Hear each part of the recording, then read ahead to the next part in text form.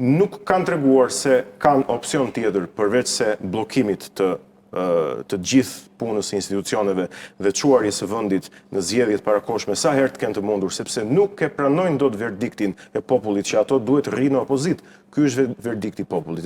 Domethënë, këtu situata është parimore, ne mund të futemi në detaje dhe të t'i shpjegoj, por situata këtu është parimore.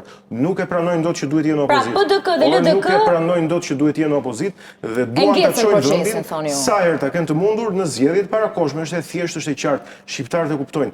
Dhe është shumë e vërtetë që deri të premten, deri në datën, sot është data 7, po, deri në datën 5 në mbrëmje, është shumë e vërtetë që kishte një perceptim qytetar që ja anonte të drejtën zonjës Osmani.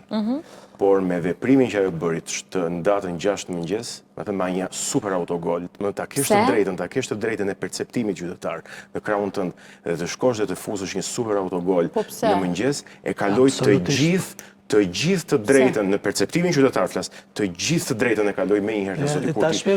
Pra ja dha, po themi, atë benefitin e perceptimit qytetar Zotit Kurti ja dha në tavolinë me atë që bëri në mëngjes.